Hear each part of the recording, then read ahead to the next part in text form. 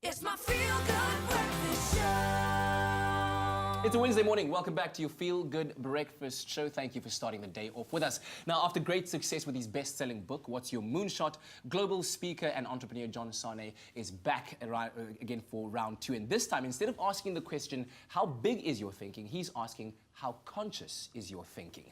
Now, it's called Magnetiize, the book spelled with Magnetiize with two I's. So if you're wondering, it's not a typo. Look at it right there, fresh from the printers. John, great to have you back. Thank you. Thank you so much. It feels like we had you here like 3 months ago and you were... Well, I'm trying to get a book out every year, so I'll be back again. You're doing well. You're doing well. Let's talk about this book. And obviously, What's Your Moonshot did so well for you. But what is it, the moment that sparked this for you? Because I think in this book, you are reflecting inwards. We were talking about the fact that you spelled Magnetiize with two I's, and that's deliberate. It's not a typo. Yes, correct. For me, the world we're moving into is so extremely abundant, large, and we got so much opportunity ahead of us. And I think it's really important to think big and to understand our potential. But just as important, I think it is really important for us to mature as business people and as consumers and start thinking more deliberately, more elegantly, and more consciously about the impact we're having with people around us. And you have to do the inner work in order to come up into a world and look at the world not in competition, but in collaboration. Yeah. And so in the first chapter of the book, you already tackled quite, I think, a very poignant issue about becoming an active participant of the future instead of just letting it happen around you. And to do this requires you to obviously understand yourself and acknowledging your dark side. Tell me more about that and what you found in yourself when you put down this book. Well, I think the dark side, or as it's called, the shadow self, is within all of us. It's a very difficult thing to even pick up because it's so deeply ingrained into our ego and our perspective. And only through a lot of study and a lot of workshop did I realize that I was carrying some deep shadows. And what shadows really are personality traits that religion, society, and our family have told us we're not allowed to show in public. And if you think about all the traits that are negative, being horny, greedy, wanting money or power. All of these are things that we shouldn't be showing the world, and we put them literally in our shadows. And what they actually start doing is driving our behavior. And I have a chapter in the book called the teenage boy syndrome, which is what I find the whole world stuck in, driving this idea of more all the time based on shadow. Once you deal with your shadow, you realize that your motivating factors are different. Wow, I've got a feeling that's going to be a very interesting chapter indeed to explore that. So you also touch on the dangers of short-term thinking and the idea of choosing a purpose over profits. Yes. Tell me about that idea and how that forms a part of the book. Yeah, sure. I think every business today around the world is looking for their purpose or their why. And really what's happened is that the world has been stuck or gotten stuck into profit over anything else. And that's becoming a very catastrophic business model because what you're doing is, it's called short-termism. It's like we do everything based on quarterly profits and not worried about what's actually coming.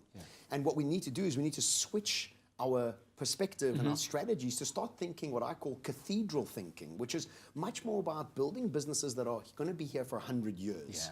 And once we're able to do that, then our decision-making process, our patience, our priorities, all start becoming something about a long-term, elegant approach. Our heroes are doing this. Elon Musk has got a 30-year business model plan. Famously, Jeff Bezos hasn't made a profit for 20 years in Amazon. Why? He's got this elegant approach towards building a business that's sustainable over many, many, many decades, rather than running like a teenage boy, having quarterly profits being your only sort of directive. Wow, man, I could listen to you speak about this all day long, and indeed we will continue our conversation with John a bit later on. The book is called Magnetiize with two I's. Go out there and get it. Thanks for joining us, John. Thank you. It's my feel-good breakfast show. So we're back again with John Sanei, one of my favorite people to speak to. He's got a brand new book out called Magnetiize. There you see it, and it's available right now. A book that helps us all understand and navigate the modern day world that we live in that is so demanding of us every single day. And it says here that you help to change people's perspective, to navigate the world with more excitement and less fear. And I think we all want that. Well, I think the thing is that the future's so different that we become immediately fearful of it because we don't understand it. And for me, it's such a simple process to understand the future better. And really what it is, it's a process I call accretion, which is a term from the solar system which just talks about space dust that's just floating around the universe. And slowly but surely the space starts joining, and after a few thousand years, a rock joins another rock and another rock and another rock, and a few million years, you have a star. And this is the process that we need to be adopting when looking at the futures. It's bit by bit, moment by moment, us exposing ourselves to the future to create an upward spiral towards optimism rather than pessimism. So essentially just appreciating the small increments and the small victories towards our greater goals.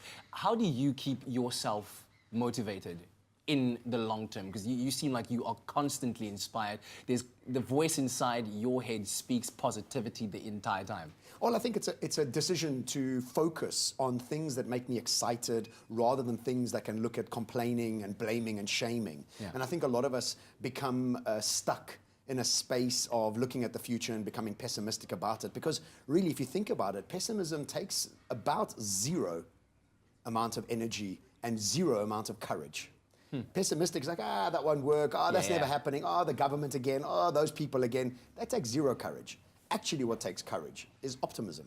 And it's a point of focus that we need to start deciding that we want to take.